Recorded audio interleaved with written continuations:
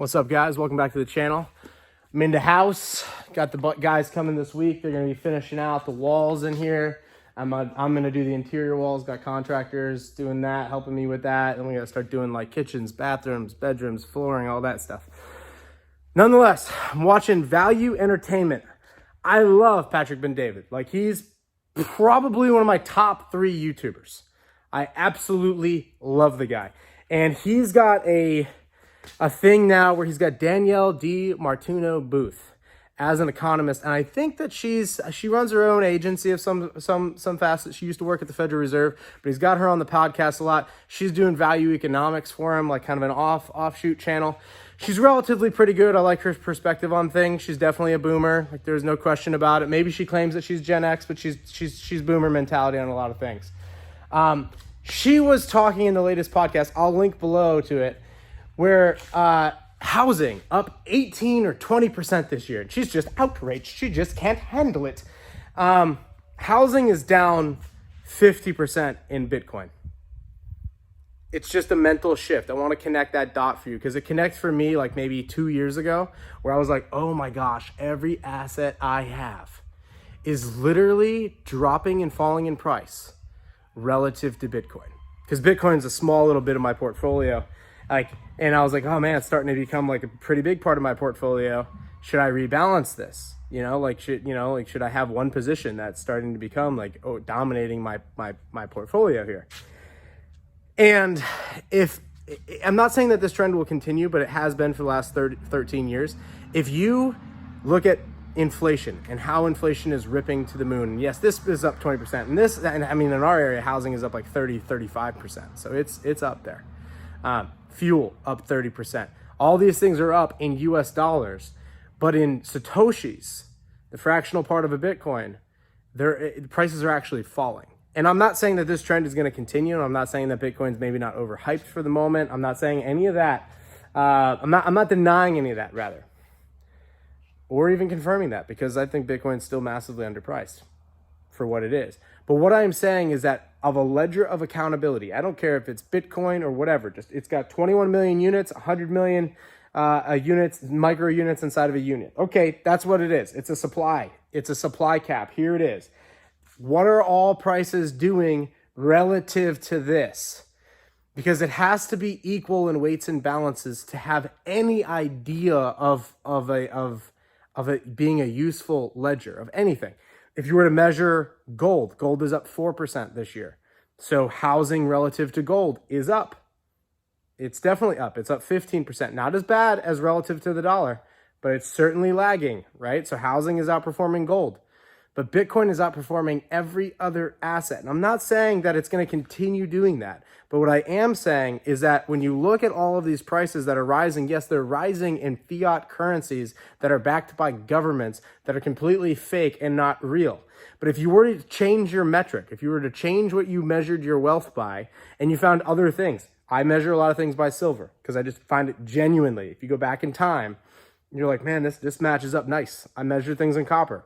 Prices always change, but I always compare these ratios when I'm looking at prices on things. I obviously use dollars and I compare things in dollars and laugh about dollars, and they're funny.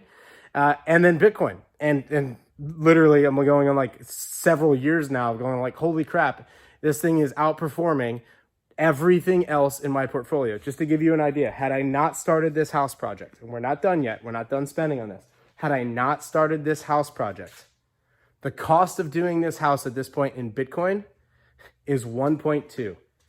Like, that's literally what it's cost me in the last year and a half, 2 years, by deciding to invest in this asset versus just maintaining it, purchasing power in Bitcoin.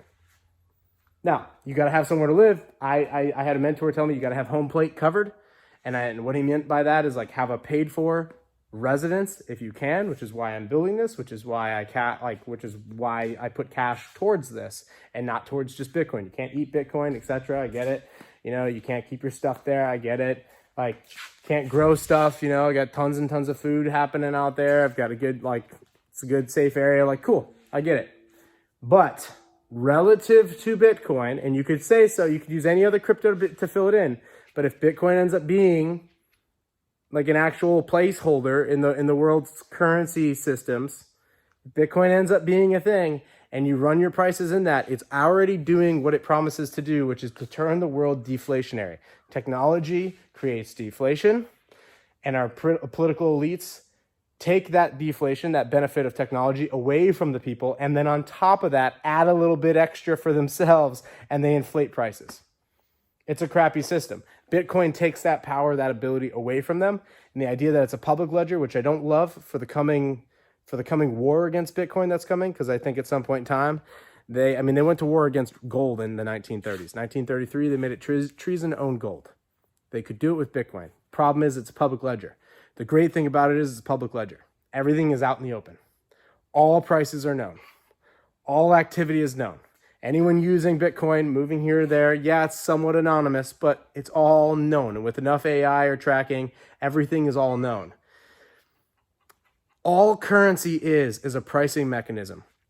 It's a decentralized way to say these resources are scarce relative to these resources.